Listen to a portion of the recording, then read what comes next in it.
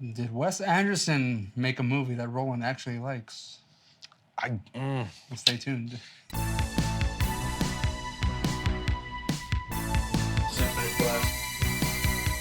Welcome to CineQuest Video. Today we're going to be doing a quick review of the movie, a surprise film, Asteroid City, directed and written by Wes Anderson. Well, I mean, surprise, no surprise. Like, I never got the hype to this, but seeing it, I was like, oh man, this looks like a fucking, this looks interesting. Well, in one of our reviews, you expressed your interest, and I think primarily the visuals, cinematography were the ones that kind of grasped Yeah, you. like, I mean, so watching this, like, the cinematography is fucking awesome as shit. Yes, Holy it shit. is. Like all of the fucking perspective angles they use are cool as shit. The background, the stages is what I was mostly interested in, because it was like, it reached a point where I'm like, okay, if I can't tell, I'm just gonna assume it's green screen for everything, kind of thing. See, like, the thing, I think it was just like a wall of kind of like a set, like a play. Yeah. That's exactly what it looked like, and yeah, it really like yeah, it does like the whole perspective of it, the whole like set. It's like watching a play. Yeah. It's fucking awesome. Yeah, But like it does it well. Like, you know. in this film was unexpected. Yeah. You expect a certain type of movie from Wes Anderson. Like, he does have a very subtle, very almost monotone kind of way of delivering his dialogue, and also the humor. Yeah. It's just like there's no fucking like, there's no lull in the pacing. Everything is just like boom, boom, boom, funny. Wait, what did I just see? Like, but you know, surprisingly, like from other Wes Anderson movies that I've seen, like I've never experienced something that was kind of deliberately and subtly, like one after the other. This with this much humor. Yes, this movie is fucking hilarious. Holy shit. It really is. And there's just so many things about this that it, like, okay, wow, that I can appreciate so well. The fucking cast, very awesome. The cast is crazy just good. Fucking what? I haven't seen Liev Schreiber in anything in a while. Well, I mean, whenever you hear the term ensemble cast, like this is what it is. You have go down the list, man. Scarlett Johansson, you have Edward Norton, you have Jason Schwartzman, Maya Hawke, Jeffrey Wright. Jeffrey Wright. You have Jeff Goldblum, who just makes a small cameo, but like well worth it. Tom Hanks, Sophie Lillis, I guess her name is. Right, yeah, from the Stephen King It reboot and Dungeons and Dragons. Right. Matt Dillon. Tilda Swinton. Who else, man? Like, there's just so many people in this movie. Steve Carell. Yes. He plays the straight man, and like, holy shit, it's just great. I'm not a Steve Carell fan. He annoys the fuck out of me. I was telling you when we were watching this. Adrian like, Brody too shows up too as well. That's right. Yeah. Oh, fucking buff as shit bastard. I've never Willem Dafoe out of nowhere. That was great, and Margot Robbie at the end there. Whatever. I don't think I've ever seen a film noir film that was shot during like exclusively during the day. Right. You know. Did you mention Bryan Cranston? Bryan Cranston, right? yeah. That's Like, right. he's kind of like the narrator. Yeah, he is. But like, he breaks the fourth wall and the fucking like the movie wall or some shit. Like, it's. Well, I mean, there's like it's the weird. layers of this film. There's is like three. Bryan Cranston is like the narrator who's talking about the person who's Edward Norton, who's creating the play. Yes. And then there's also the actual performance of the play. Right. And at some point or another, Bryan Cranston does break because he goes into the actual play itself. God damn it, dude. Yeah, he goes in the play and it's just like, am I supposed to be here? And like the other actors all stare at him like, what the fuck? Like, god damn, there is so much.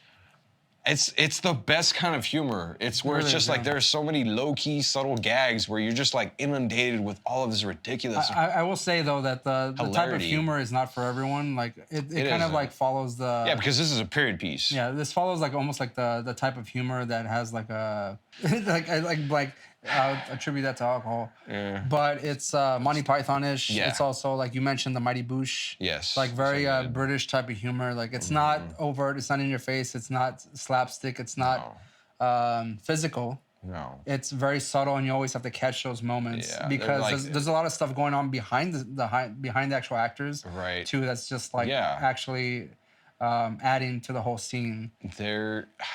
It's really hard to go into this like in particular detail, because there is just so fucking much here. Right, because you want to honestly like This is one of the few movies like I want to watch again. Yeah, to get the full, I guess, joy of this particular movie, you really have to watch it yourself. Us explaining it would not do it any justice whatsoever. No. Because a lot of those jokes, a lot of the scenes, a lot of the dialogue between the characters. It is very British humor, like so just right, but like just those just like low key gags. But it's just very funny though. Yeah, it's still very funny. It really is. Holy shit. Tom Hanks is fucking hilarious. He's like, this is one of the. But like also deliberately, coolest... like seems like he's not meant to be hilarious. But right. Yeah. It's Again, he plays the sort of straight man kind of humor where it's like no, they're just like being almost themselves. everybody, to be honest with you. Like no one's like deliberately. Humorous, yeah. They are. That's funny. true. This is like a whole movie of people like that. Yeah, absolutely. It is. Oh man, this is the coolest fucking movie I've seen in a long time. Like, holy shit. How many times did we say during this there was like, fuck, we should have seen this in theaters? Yeah, that is like, a big regret. This is definitely point, like, oh man, like to picture this like just on the fucking, you know. I did buy this movie on Blu-ray and it did have of course, a DVD digital copy. And I was like, we've been wanting to watch this movie for a while. Yeah. And I regret the fact that we didn't get to watch it in theaters because that would have been an experience. Yeah. Just, I mean, it's totally worth it. Cinematography alone is well worth watching this movie. Fucking cool as shit. And there are so many like things to this movie that show that like this shouldn't have worked. But like it's just like this perfect storm of bullshit that just flows together. The fact that like everything is in the middle of the goddamn desert and it's so bright as fuck all the time, like you just feel like your retina should be burning out, you know? But like you want that to happen. Like it's not. I'm not the worst, like a professional in colorization or anything, but it seemed to me like it's very saturated with a bit of the contrast kind of pulled back. So we're like the colors all seem to kind of almost blend together in some way. Yes, they do. It's a bit washed out. Yeah. Oversaturated. Deliberately because exposed. Yeah, right. And I would say like since it's in the desert, there's no coverage. I don't hate it, you know. Yeah, there's no shadows. It's not like when we watch the fucking Nun 2 and like they put the flashlight in your face every 5 seconds and shit, and I get pissed the fuck off. No, this is the whole goddamn It's scene. like a welcome kind of like brightness to the film. I mean, like it just makes you want to like notice everything more, sort of thing. Like, I need to fucking find where are the details? And there are a shitload, dude. Yeah, one of the funniest little details that I loved was watching that fucking like government spy spook. Like every time people were caught, this guy had no role. It was just a dude in a trench coat and glasses, and he would just like poke his head out every so often. At the window. Yeah, just random fucking scenes whenever people were talking about it. Like, god damn it. And so like you'd see it out of the corner of your eyes, and the second you notice that, like it's hilarious. Yeah. It's just another little like subtle layer of fucking humor to that scene. Right. So I feel like every scene itself has like multiple layers of humor. Yeah, dude, there is just so much going on. And like you mentioned before, like this is a movie that does require like another viewing, not just to like we know what's going on in the movie. Right. Yeah. But it's just like, to kind of enjoy and catch all the stuff that's going on behind like it, you're not gonna catch everything in one. Like it's just there's just so much to like fucking enjoy. You know? Yeah, I mean, again, it's so weird. The cast, the dialogue, the cinematography, the story itself, like, just lends itself to like this multiple viewings. And the story is really simple too. Yeah, it's a very simple story. Very simple. These families go to this fucking like almost military base in the middle of New Mexico because all of their kids are geniuses, and so they're there to win various awards for whatever kinds of accomplishments they've got, and then they get fucking quarantined there. Right. And that's because something happens, and we don't want to talk about what happens. Because you know, this movie does, and it did for me, like surprise me whenever it took it like a hard left. Yeah. As far as what was happening, especially not only visually, because visually I felt like it was deliberate the way they made this thing look. Yeah. And I was laughing the whole time because I was like, this is the way everything is shot. It was a completely juxtaposed the way it was actually presented, and with everything, you're just like when that happened, we were like, "What the fuck is this?" Like, it doesn't make any sense why looks the way it looks. Everyone, but it also did kind of lend to the fact that it is kind of like in a play. Yes, and it's kind of like in that particular scenario where you think something would look cheap, but it was also welcomed surprise. It's just one of those rare instances where I can't really think of anything I I don't like about this. Yeah, Like no. every fucking character, every actress in this, like I laughed my ass off. Yeah. Some of the funniest goddamn scenes were from the children, Yeah, the kids, daughters, yeah. The three daughters of the main character. Or even like the geniuses. Oh no, absolutely, all they're those great too. Kids that yeah, are yeah, just, no, they're trying to win hilarious. awards for their science experiments. They are hilarious. Which are ridiculous science experiments. Oh yeah, yeah. What is Pretty it? I actually really like the names for the awards. It's like the Black Hole Award, the White Dwarf Award, that's just fuck. That's good. cool as shit. You fucking nerd. You know. Again, nothing really bad to say about this movie. I just enjoyed it from beginning to end. I went into this movie just kind of like expecting to like the cinematography. I thought it was going to be real, like just kind of a chill movie. Yeah, you're planning to be disappointed, as you are in every movie. Yeah. Pretty much. Like, and that's because, again, like even watching this, I was like, I had, you know, some good intention. You know, it gave expectations. It gave me a really I tried to keep my expectations low, but watching the trailers for this, I was just like, this looks too cool. I don't believe it. And you know, that was also a surprising thing because whenever we did one of our reviews, you did like say that you did really want to watch this movie.